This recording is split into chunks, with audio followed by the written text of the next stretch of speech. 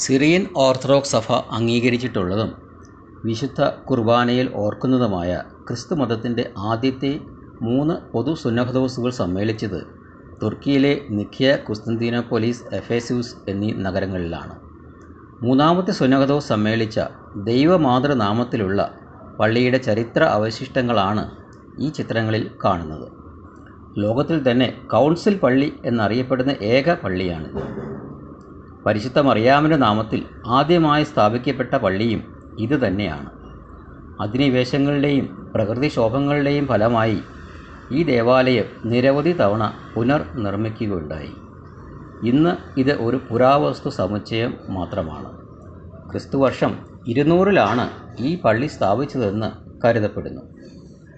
2024 November 10-ന് ഞങ്ങൾ ഈ പള്ളി സന്ദർശിച്ചു.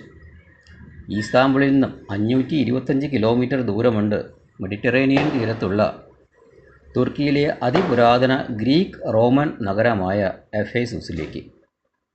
അന്ത്യോഖ്യയിലെ പുരോഹിതനും പിന്നീട് കുസ്തന്തീനോപ്പൊലീസ് പാത്രിയാർക്കീസുമായ നെസ്റ്റോറിയസിൻ്റെ തെറ്റായ പഠിപ്പിക്കലുകളെ തുടർന്ന് AD 431-ൽ മൂന്നാമത്തെ സാർവത്രിക സുന്നഹദോസ് എഫേസൂസിൽ സമ്മേളിച്ചു.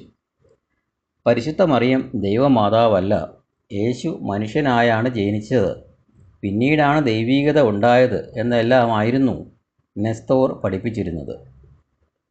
തെവദോസിയോസ് രണ്ടാമൻ ചക്രവർത്തിയാണ് സുന്നഹദോസ് വിളിച്ചു ചേർത്തത്.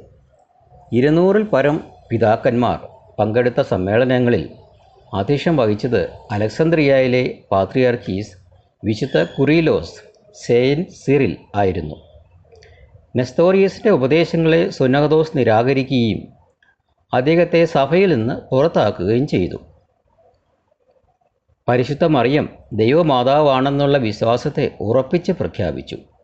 വിശ്വാസ പ്രമാണത്തെ ഇന്നത്തെ രൂപത്തിൽ സ്ഥിരീകരിക്കുകയും ചെയ്തു.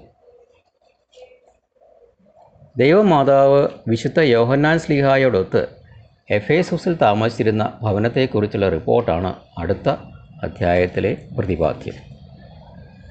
ഞങ്ങളുടെ അന്ത്യോഖ്യ, നിഖ്യ, കുസ്തന്തീനോപ്പൊലിസ് സന്ദർശനത്തെക്കുറിച്ചുള്ള വിവരണങ്ങൾക്ക് സ്റ്റോറീസ് ബിയോണ്ട് എന്ന യൂട്യൂബ് ചാനൽ കാണുക.